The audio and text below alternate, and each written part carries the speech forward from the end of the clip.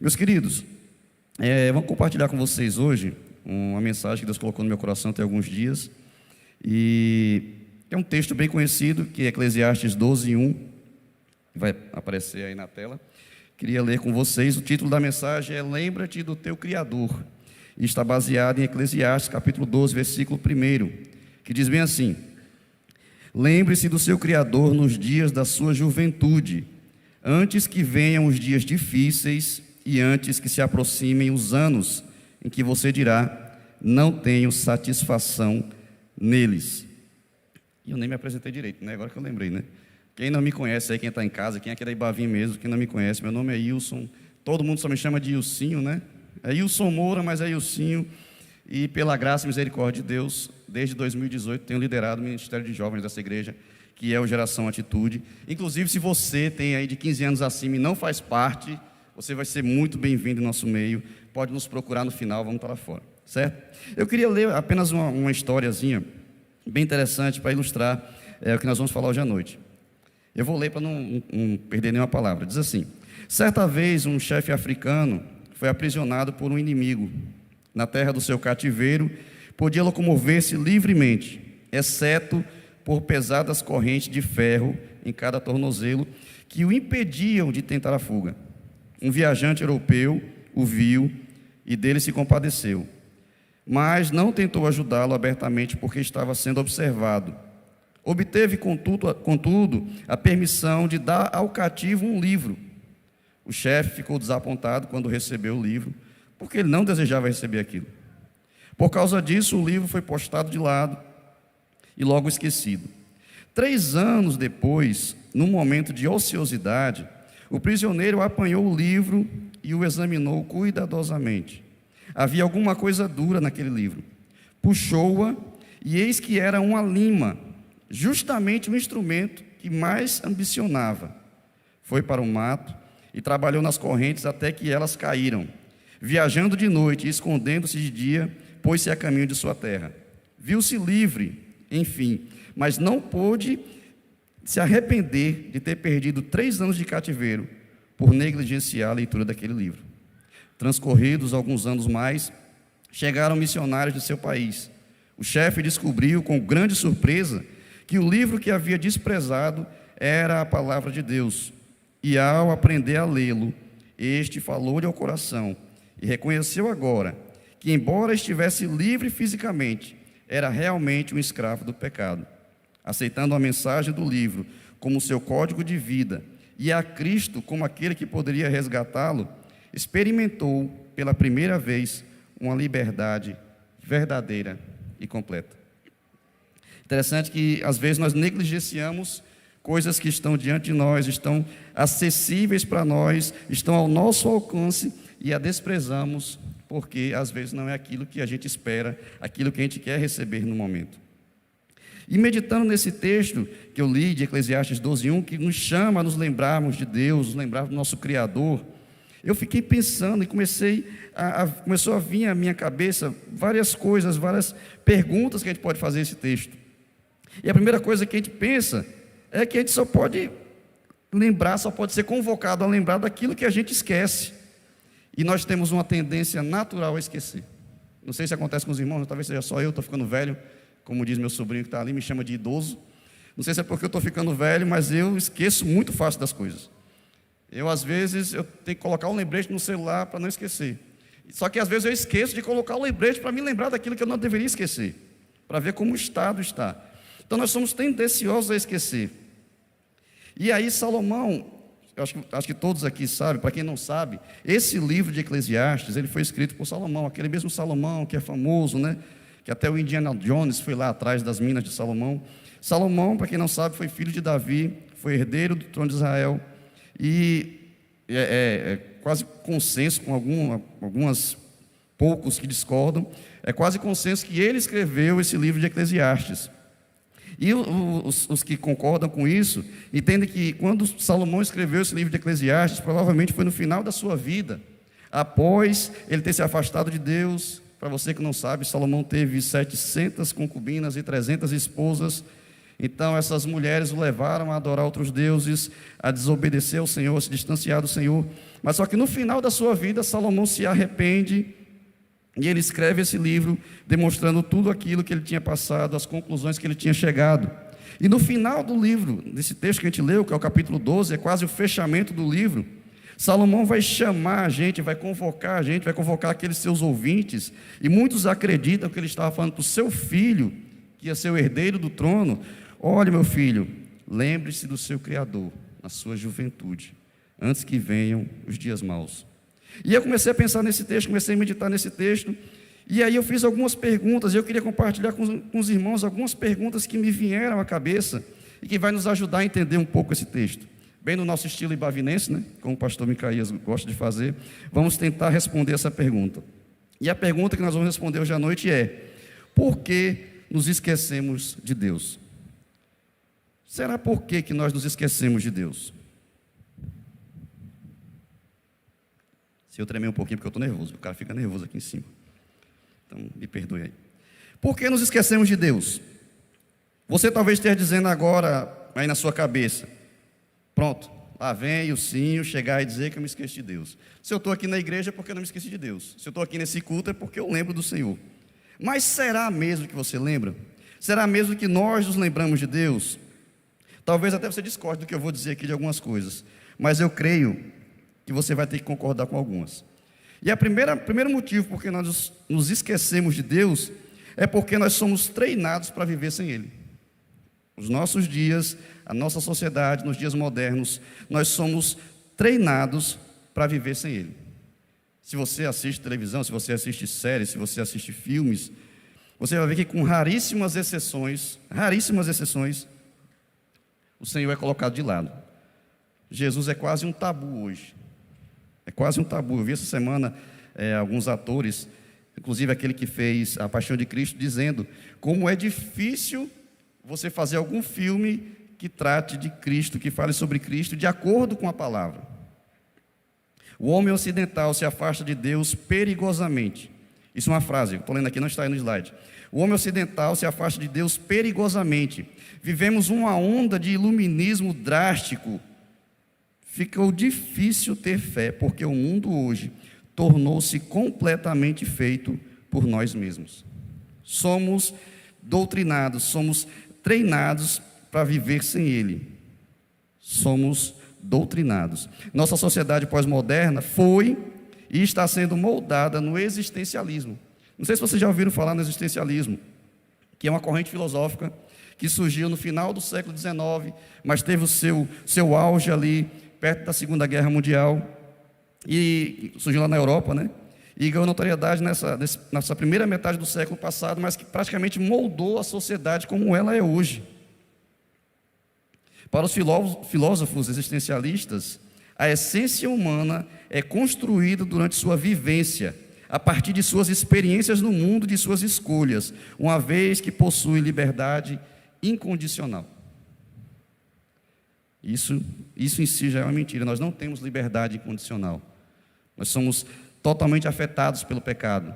O ser humano, ele é totalmente afetado pelo pecado. É como se nós tivéssemos uma chaga no nosso corpo, tivéssemos uma doença transmissível, que tudo aquilo que a gente pega, que a gente toca, é influenciada pelo pecado. Nós não temos essa liberdade incondicional, mas para eles, para o existencialismo, o homem tem uma liberdade incondicional. Assim, nós criamos ao longo de nossas vidas um sentido para a nossa própria existência. Você deve ser o responsável pelos seus encaminhamentos. Os indivíduos são seres para si mesmos, livres e plenamente responsáveis. E aqui vale destacar que isso realmente não existe, irmãos. Desde Adão, desde o primeiro homem, todos nós nascemos em pecado, somos afetados por ele. Eu coloquei aqui algumas frases, apenas algumas frases de alguns pensadores existencialistas, existem muitos, mas eu peguei aqui duas frases que dá para ilustrar bem esse pensamento. A primeira, se não me engano, é de... não lembro agora quem foi que eu coloquei. Isso, pronto. É do Albert Camus, se não me engano é isso, a pronúncia correta. É um filósofo e romancista argelino, que ele diz assim: Tudo é permitido. Não é uma explosão de alívio ou de alegria, mas sim um amargo reconhecimento de um fato. Outra pensadora existencialista, essa é mais famosa, é mais conhecida, pelo menos as feministas conhecem muito, que é a Simone de Beauvoir. Ela disse assim: não se nasce mulher, torna-se mulher. Isso é a filosofia existencialista. Ela diz que você pode ser o que você quiser, você é quem diz o que você vai ser. O destino da sua vida está em suas mãos. E nós estamos impregnados por isso. Até no nosso meio, até alguns pastores, alguns coaches que se dizem cristãos, colocam o homem no centro de tudo. Poderia citar muitas outras frases aqui. Desde o século XIX, esse pensamento vem sendo formatado. Isso é muito mais antigo, desde a época do Éden já existia isso. Desde a serpente lá falando para Eva, aí o existencialismo já estava lá os seus resquícios, mas foi formatado aí recentemente. E estranhamente, às vezes até nós passamos isso para os nossos filhos. Nós somos propagadores dessa filosofia. Nós desde pequenos falamos para os nossos filhos: olha, você tem que pensar em você. Se você não cuidar de você mesmo, ninguém vai cuidar. Você é dono da sua vida, você é dono da sua existência. E eu lembrei de um exemplo, alguém bem próximo a mim, que foi criada pela sua avó. E a sua avó treinou essa menina para, desde pequeno, ela não depender de ninguém. Ela foi filha de pais separados, e a avó dela, que era uma senhorinha muito boa, muito cuidadosa, muito zelosa, queria o bem da sua filha, mas ela treinou a sua neta, no caso, a ela não depender de ninguém. Falou: minha filha, você tem que trabalhar desde cedo, você tem que conquistar as suas coisas, porque você não precisa de ninguém, você depende de você mesmo, no caso.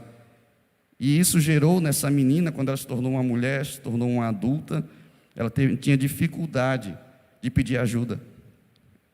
Ela tinha dificuldades de se submeter a outras pessoas, porque ela era autossuficiente. E ainda, se não bastasse a doutrinação subjetiva, ainda tem a imposição que nos é colocada hoje.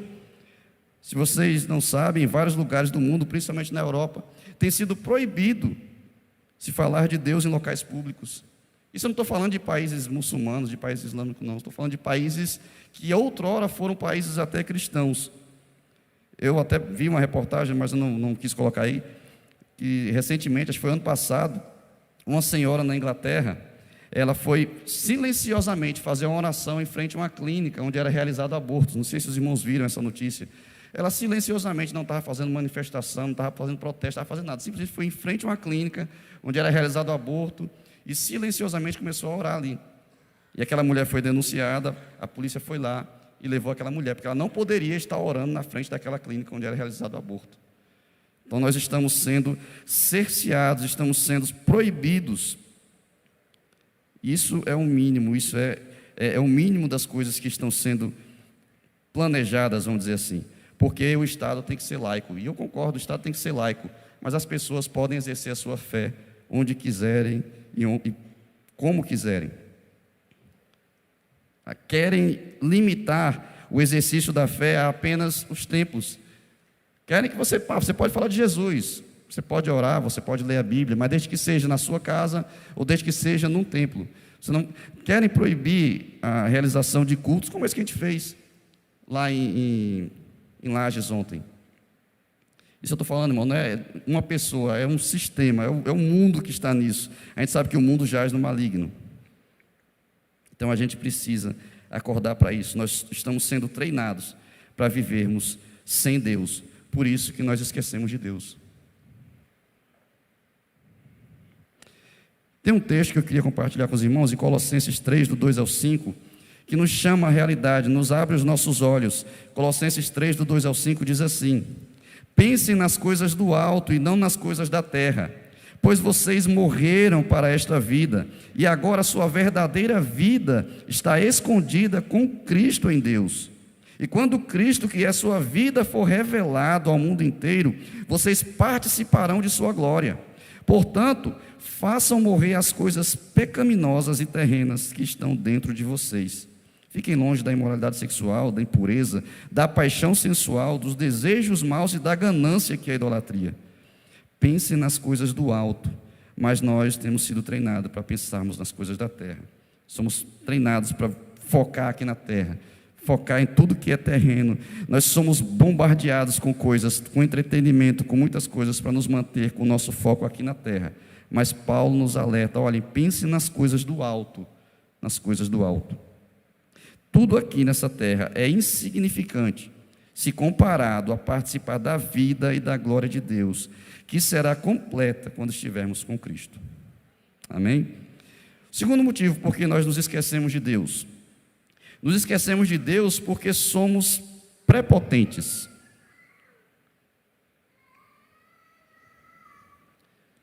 Somos treinados para isso, absorvemos isso, internalizamos isso, focamos na nossa existência, achamos que o nosso sentido de viver está tudo aqui nessa terra, e aí nós nos tornamos prepotentes, nos tornamos autossuficientes, nos tornamos presunçosos, orgulhosos. Você fala, como assim prepotente? A gente não verbaliza isso, mas achamos que somos donos das nossas próprias vidas. Achamos que somente nossa inteligência e esperteza nos fizeram ser bem-sucedidos. No máximo, Deus deu uma mãozinha ali, um empurrãozinho, mas que talvez fosse até desnecessário, a gente teria conseguido sem Ele. Mas também nos lembramos que nos tornamos ou demonstramos que somos orgulhosos quando a gente às vezes passa no concurso. Para quem é concurseiro aí, como eu lido muito com jovens, né? O concurso estava fácil. Eu também bati o conteúdo 2 vezes, respondi mais de 1000 questões lá. Então estava primeira, foi tranquilo. Somos fortes, somos viris, somos inteligentes, somos capazes. No nosso nordestinês aqui, a gente é desenrolado. A gente consegue as coisas porque somos desenrolados, né? Desde o Éden, o homem acha que aquilo que Deus diz é desnecessário, repressor e até inadequado. Não entendemos que o que nós precisamos, ou que Deus sabe o que é melhor para nós, do que até nós mesmos. O prepotente odeia ser questionado e afrontado em seu delírio de superioridade. É sempre um golpe em seu ego muito frágil. Uma vida centrada no eu vai distanciá-lo de um relacionamento com Deus. Eu coloquei também 2 frases aí, que também de pessoas famosas, que descrevem bem esse ponto de vista também, essa nossa prepotência, essa nossa arrogância. O primeiro é de José Roberto Marques, que é um Master Coach Sênior, fundador e presidente do Instituto Brasileiro de Coaching. Ele diz assim: quanto mais eu me conheço, mais eu me curo e me potencializo. Olha que arrogância: quanto mais eu me conheço, mais eu me curo e me potencializo. E o outro, esse é mais conhecido, o Renato Russo, né? Legião Urbana, ele disse o seguinte: se você quiser alguém em quem confiar, confie em si mesmo. Quem acredita sempre alcança. Olha o que esse nosso grande pensador brasileiro, esse grande compositor, ele disse: se você quiser alguém em quem confiar, confie em si mesmo. Quem acredita sempre alcança. O que ambos têm em comum, o que ambos afirmam, é que nós conseguimos por nós mesmos. Nós somos capazes. Eu me curo, como disse o José Roberto. Nossa vida, está lá em Tiago, ele vai dizer que é como um vapor. Tiago 4, do 13 ao 16, diz o seguinte, está aí na tela também: prestem atenção, vocês que dizem, hoje ou amanhã iremos a determinada cidade, ficaremos lá 1 ano, negociaremos ali e teremos lucro. Como sabem o que será da sua vida amanhã? A vida é como a névoa ao amanhecer. Aparece por um pouco e logo se dissipa. O que vocês deveriam dizer é: se o Senhor quiser, viveremos e faremos isso ou aquilo. Caso contrário, estarão se orgulhando de seus planos pretensiosos, e toda presunção como essa é maligna. Irmãos, eu não estou querendo dizer aqui que a gente não deve fazer plano, que a gente não deve se esforçar, que a gente não deve batalhar, correr atrás das coisas, não. Estou dizendo aqui, é a gente achar que a gente consegue as coisas sozinhos. O pessoal aí do Geração Atitude está cansado de me ouvir dizer isso. Eu uso muito isso quando estou conversando com eles na escola bíblica ou nas nossas programações. Meu amigo, se Deus não abençoar você, você pode fazer o plano que for, pode fazer tudo bem certinho, bem amarradinho, mas as coisas não dão certo. Todo mundo conhece alguém que estudou muito para um concurso, tal, se matou, fez tudo certinho lá, e, sabe, fez o cursinho, estudava em casa, fazia tudo. Às vezes, quando chegou no dia da prova, acontece um imprevisto. Às vezes, uma dor de barriga atrapalha o cara de chegar lá e fazer a prova. Às vezes, no caminho, fura o pneu do carro, o ônibus quebra, sei lá, N coisas podem acontecer. A gente planeja, a gente faz, a gente sonha, a gente corre atrás das coisas, mas, meu irmão, se o Senhor não quiser, se o Senhor não abençoar, se o Senhor não colocar a sua mão, as coisas vão dar errado. E às vezes, muitas vezes, eu diria, Deus permite que as coisas deem errado, para que a gente não se ache, para que a gente não seja prepotente e arrogante. E tem uma coisa interessante, que todo prepotente, na realidade, ele é um ingrato, porque ele acha, no topo da sua arrogância, que tem controle sobre a sua vida. Como o Tiago disse aqui, a nossa vida é como um vapor que aparece logo dissipa.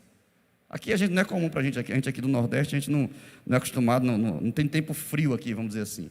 Mas quem já morou no Sudeste, já morou no Sul, sabe que tem época do ano lá que quando você fala, até falar, sai aquela fumacinha da boca, né? E que é negócio rápido, sai a fumacinha e desaparece. Tiago está comparando a nossa vida, e lá em Eclesiastes, Salomão também usa esse exemplo, quando ele fala que tudo é vaidade. A vaidade que ele fala ali, aquela palavra, quando você vai ver lá no original, dá essa ideia também de vapor, de algo que é volátil, algo que é passageiro, algo que é rápido. Mas a gente acha que a gente tem controle sobre as nossas vidas. Às vezes, do nada, tudo que nós tínhamos planejado vira ao avesso. Jesus também falou, ele contou uma parábola que eu acho muito interessante, que ele falou que tinha um homem que estava sendo muito bem sucedido. O cara estava bombando. O celeiro dele estava pequeno, a colheita ia ser grande, o cara pegou e derrubou os seus celeiros, falou, vou fazer celeiros maiores, porque a colheita vai ser grande, vai ser boa. E constrói os celeiros e colhe lá, enche os seus celeiros, e aí ele fala o seguinte, não está aí na tela. Após a colheita ser farta, e a realizar tudo o que ele tinha planejado, ele pensa consigo mesmo. Isso está em Lucas 12, do 19 ao 21, se vocês quiserem depois ler. Aí ele diz o seguinte, amigo, ele dizendo para si mesmo, amigo, você guardou o suficiente para muitos anos, agora descanse, coma, beba, alegre-se. Mas Deus lhe disse, louco, você morrerá esta noite. E então, quem ficará com o fruto do seu trabalho? Aí Jesus conclui, sim, é loucura acumular riquezas terrenas e não ser rico para com Deus. Que adianta a gente estar ganhando o mundo inteiro, que adianta a gente estar, sabe, está prosperando, está dando tudo certo, está tudo caminhado, está tudo belezinha, mas estamos nos esquecendo de Deus. Como eu falei e repito, não é proibido planejar. Muitos lugares nas Escrituras nos manda planejar, nos manda ser diligente, mas o problema é achar que você é autossuficiente. Se Deus não tivesse te ajudado, te abençoado, nem aqui você teria chegado essa noite. Poderia ter acontecido N coisas para você não estar aqui, mas foi o Senhor quem trouxe você a esse lugar. E a Bíblia diz que aos humildes Deus exalta, mas aos arrogantes Ele humilha.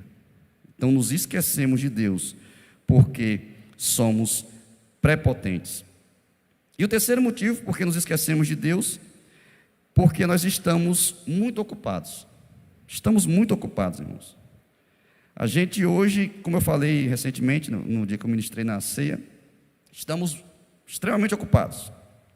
Os projetos pessoais tomam todo o nosso tempo. São muitos projetos. Quando você é jovem, quando você é novo, está lá estudando para o Enem, estudando para o concurso.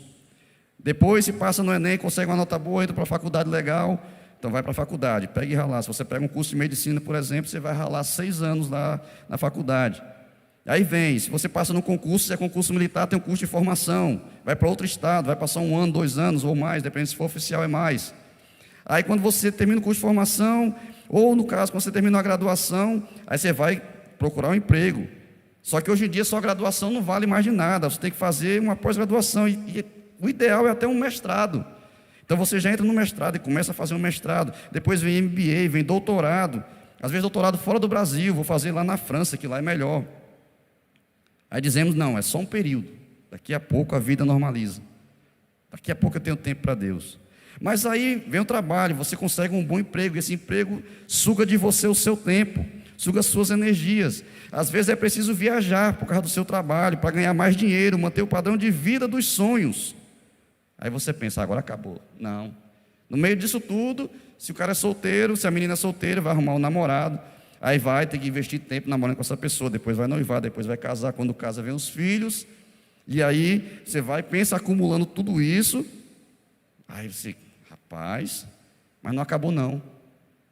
Vem ainda a questão do lazer, precisamos de lazer, lazer é necessário, você tem um momento de descanso, e claro que é saudável, a gente trabalha de segunda a sábado, então o domingo eu vou tirar para descansar, vou tirar para ir para uma praia, vou tirar para fazer alguma coisa assim, apesar de, eu mereço, né? Mas não é só isso, aí também vem as séries, eu tenho que maratonar aquela série lá, a gente gosta de futebol, né? Vou assistir o jogo do meu time, só que eu não me satisfaço com o jogo do meu time, eu vou depois ver uma resenha lá daquele jogo que demora lá 2 horas, os caras falando um bocado de besteira que não faz diferença nenhuma, mas a gente está lá assistindo e perdendo nosso tempo, e aí quando a gente vai ver, chega à noite, está cansado, e aí eu me pergunto e pergunto para os irmãos, quantas vezes nós desperdiçamos dezenas de horas com nossas coisas e entregamos a Deus apenas o que sobra? E se sobrar, tem dias que não sobra absolutamente nada para o nosso relacionamento com Deus, não fazemos nem aquela oraçãozinha de 3 minutos antes de dormir. Tem dia que a gente se ocupou tanto, com tanta coisa, se encheu de tanta coisa desnecessária, que nem aquela oraçãozinha lá antes de dormir a gente faz. Lê a Bíblia, bicho. Isso aí. Não adianta nós falarmos que amamos a Deus, se não temos tempo para Ele. Isso é uma questão de prioridade. Quando amamos, damos prioridade e colocamos isso em primeiro lugar. Quem ama a Deus, dá prioridade para Ele e para as coisas dEle. Você sempre vai ter uma desculpa, irmãos. Assim como eu falei no início, nós somos treinados para viver sem Ele. Nunca, acho que houve um tempo que nós tínhamos tanta distração. Se você não tomar cuidado, se você não colocar o seu relacionamento com Deus como prioridade, você não vai ter tempo para Deus. Eu vi um dia desse alguém dizendo para mim, não lembro onde foi. Falei, rapaz, se o dia tivesse 30 horas, acho que não daria para mim ainda. Acho que foi, os meninos estavam lá em casa. Os meninos do podcast.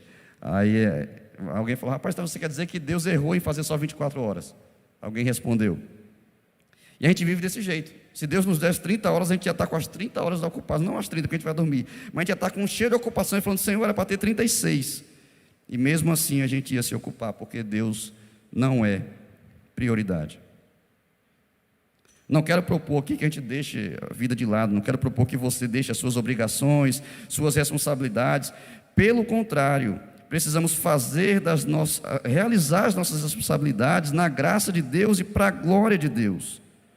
A gente só não deve cair naquela desculpa de dizer que fazemos tudo com Deus, sendo que, na verdade, não dedicamos tempo para se ocupar com Deus, para silenciar, para meditar na palavra dEle, para se colocar na presença dEle e, sobretudo, ir à presença dEle para participar do banquete.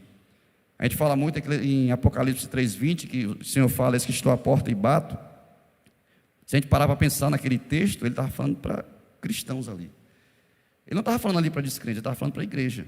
Lógico que a gente aplica, a gente usa também para descrentes. Mas naquele texto de Apocalipse 3:20, ele estava falando para a igreja. Olha, eis que estou à porta e bato, eu quero entrar, quero sentar com você, eu quero cear com você, eu quero ter tempo. Deus quer ter tempo com a gente, mas a gente é que está fechando a porta, nós estamos dedicando tempo para tudo, menos para Deus. E aí esses 3 aspectos, apenas 3 perguntas, a gente poderia fazer muitas outras perguntas aqui, poderia continuar fazendo perguntas e respostas, dando respostas aqui, por que nós nos esquecemos de Deus. Mas eu acho que essas 3 já dá para a gente parar um pouquinho e refletir, a gente pensar. E aí, se a gente esquece, a gente precisa lembrar. O texto que eu li lá no início, Eclesiastes 12:1 diz: lembra-te do teu Criador. E agora eu queria pensar com os irmãos também o que nós devemos fazer para nos lembrarmos de Deus.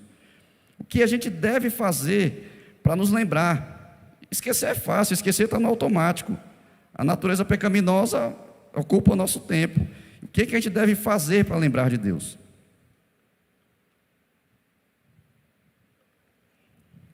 Vai ser mais curto, isso aqui vai ser apenas 2 respostas, 2 sugestões para os irmãos pensarem também.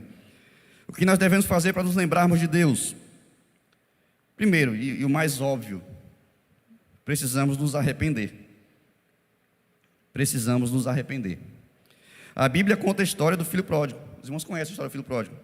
Já deve ter visto, o pastor já pregou aqui várias vezes. Acho que, se não me engano, Fernando uma vez pregou também. E os irmãos que se conhecem a história do filho pródigo, tinha um rapaz, não sei quantos anos ele tinha, mas ele pega um rapaz bem arrogante, bem prepotente, às vezes como nós nos comportamos com Deus, e esse rapaz ele chega para o pai, um belo dia, e fala: olha pai, me dê a minha herança, me dê a herança que eu tenho direito, ainda que o senhor esteja vivo, mas eu quero a minha herança. E o pai pega: tá certo, meu filho, pega, divide lá, dá a parte daquele filho, aquele filho ganha o mundo, vai-se embora, já que não precisava mais do seu pai, não precisava dos ensinamentos do seu pai, como já havia alguém dizendo, que aquilo ali era como se ele estivesse dizendo para o pai: olha, para mim tanto faz o senhor estar vivo ou o senhor estar morto, eu quero aquilo que é direito meu.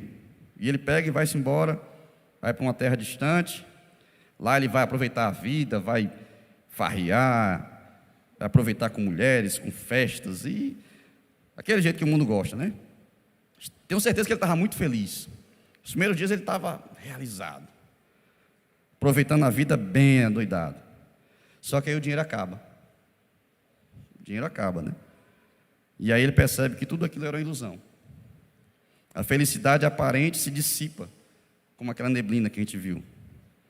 Ele se viu em determinado momento em um chiqueiro de porcos, passando por todo tipo de privação, passando necessidade. A Bíblia diz que até a comida que ele dava para os porcos, o patrão dele não permitia que ele comesse.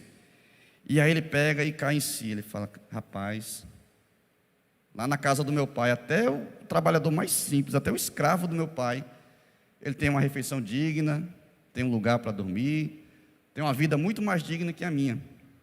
Eu não mereço mais ser chamado de filho, mas talvez meu pai me aceite como trabalhador.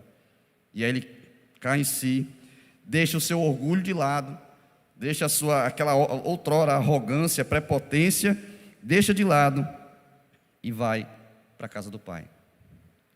O que o Senhor quer da gente também é isso, que a gente pare e fale: Senhor, eu tenho sido arrogante, eu tenho sido prepotente, eu tenho achado que eu consigo sozinho, na minha inteligência, na minha esperteza, conseguir as coisas, mas Senhor, eu não consigo.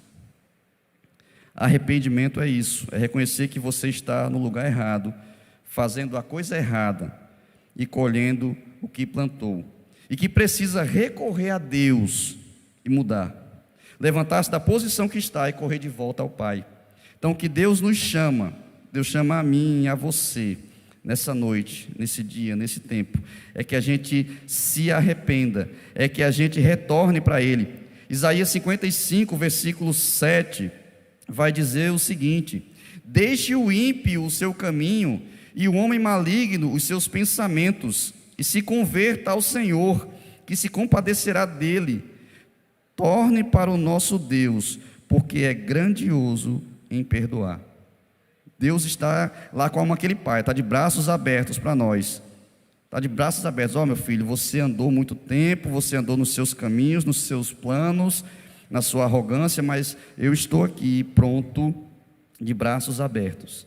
O principal daquela história ali não é o filho, o nome da história que a gente chama, está nas nossas Bíblias, o título lá é o filho pródigo, mas na realidade deveria ser o pai que espera. Então Deus está esperando, e por isso, como eu disse, às vezes Deus permite que as coisas dêem errado, porque se Ele não fizer isso, a pior coisa que pode acontecer para nós, irmãos, é nós sermos bem-sucedidos naquilo que Deus não quer para as nossas vidas. Deus nos livre de ser bem-sucedidos naquilo que vai tomar o nosso tempo, vai atrapalhar a nossa comunhão com Deus. Deus nos livre disso.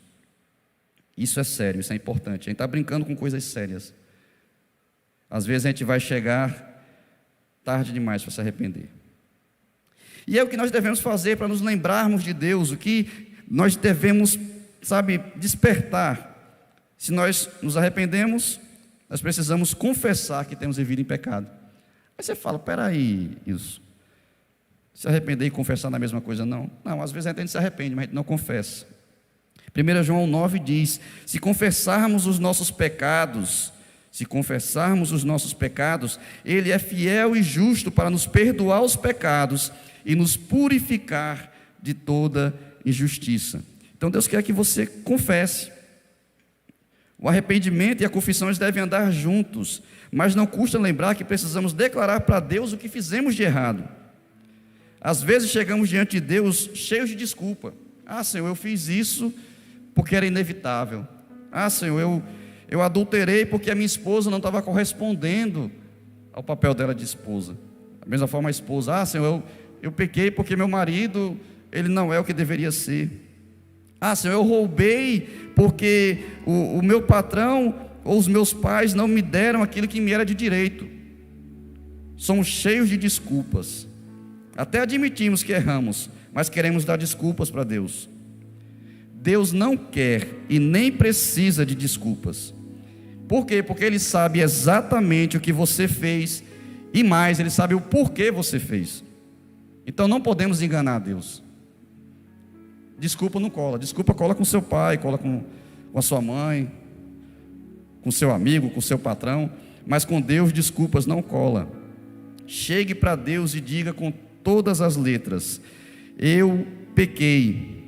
Tenho escolhido andar por meus próprios méritos, e isso tem me afastado do Senhor.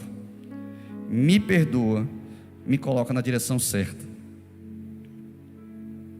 Já falei aqui sobre o porquê nos afastamos, apresentei algumas sugestões de como voltar. E o texto continua lá de Eclesiastes que diz: lembra-te do teu Criador. Então Deus,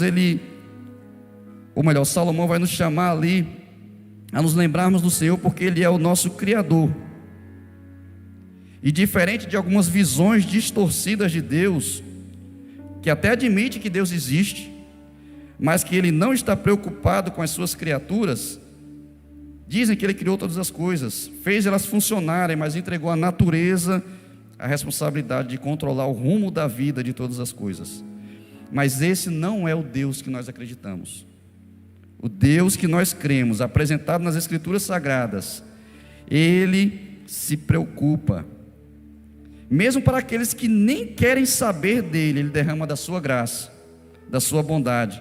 Atos 14, 16 e 17 diz: no passado, Ele permitiu que as nações seguissem seus próprios caminhos, mas nunca as deixou sem evidências de sua existência e de sua bondade.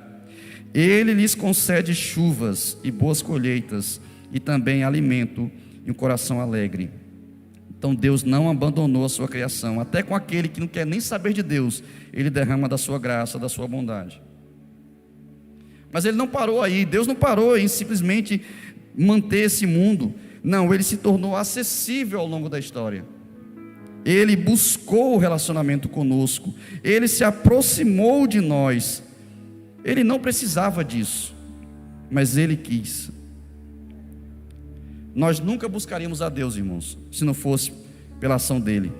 Romanos 3 vai dizer que não há um justo, nenhum sequer, e que todos pecaram e estão longe de Deus. Mas Ele não é só o nosso Criador. Ele proveu um meio para que eu e você estivéssemos perto, para que nós tivéssemos acesso a Ele. Através de Jesus não somos mais apenas criaturas, somos tratados como filhos. Eu amo João 1,12, que diz: mas a todos que creram nele e o aceitaram, Ele deu o direito de se tornarem filhos de Deus. Eu creio que a maioria aqui, para não dizer todos, mas a maioria aqui crê em Jesus. A maioria acredita que Jesus veio a esse mundo, mas você precisa ter entregue a sua vida a Ele. Você precisa ter declarado que Ele é Senhor da sua vida. como filho pródigo, nós podemos voltar e viver na casa do Pai. Ele está de braços abertos para nos receber. E para concluir, irmãos, bem rápido a minha reflexão, eu queria apenas ler com os irmãos o capítulo 12 de Eclesiastes, do 1 ao 7.